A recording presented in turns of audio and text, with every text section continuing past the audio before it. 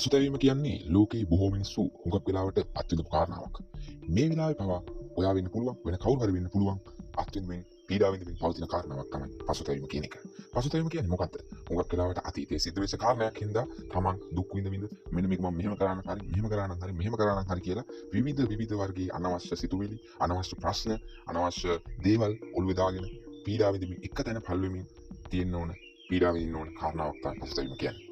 එතකොට මේ පසුතැවීම කියන ගොඩාක් සාමාන්‍යීකරණය වෙලා තියෙන හින්දා ඇත්තට මිනිස්සු මේක ප්‍රශ්නයක් විදිහට දකින්නේ නැහැ. කොච්චර දුක් විඳත් මේ පීඩාව විඳත් මේ පසුතැවීම කියන හින්දා මිනිස්සු ඒකට පිළියමක් හොයන්න උත්සාහ කරන්නේ නැහැ.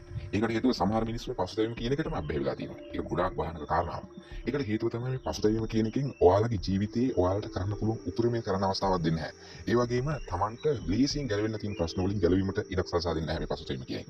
ඒකට හේතුව තමයි Taman විවිධ ප්ලෑන් අතීතයේ සිද්ධ වෙච්ච දේක් වෙනස් කරන්න පුළුවන්කම තිබුණා කියලා හිතාගෙන හිත ඉන්න එකෙන් ඔයාලගේ වටිනා කාලය නාස්ති වෙනවා. එතකොට ඇත්තටම ප්‍රශ්නයක් විසඳ ගන්න ඔයාලට භාවිතා කරන්න පුළුවන් වෙලාව මේ පසුතැවීම හින්දා නැති වෙනවා. ඒ වගේම තමයි ඔයාලා තේරුම් ගන්න නැහැ අතීතයේ සිද්ධ වෙච්ච කාරණාවක් කවදාවත් අපිට වෙනස් කරන්න බැරි බව. එහෙත් මෙන්න මේ පසුතැවීම කියන එක පැනලා තියෙන හින්දා ඉස්සරහට ඔයාලට ඒක පවා තේරෙන්නේ නැති වෙනවා. එතකොට Tamanට අදාළ අවස්ථාවේදී හොඳම තීරණ ගන්න පුළුවන් අවස්ථාව නැති කරනවා මේ පසුතැවීම කියන දේ. එතකොට ඔයාලා තේරුම් ගන්න ඕනේ මේ අතිශය භයානක කන්සෙප්ට් එක. එහෙම නැත්නම් අතිශය භයානක සංකල්පය තමයි පසුතැවීම කියන්නේ. එතකොට මේ පසුතැවීමෙන් ගැලවෙන්න ඕන තමන්ගේ ජීවිතේ ඉදිරියට ගෙන යන්න අවශ්‍යයි.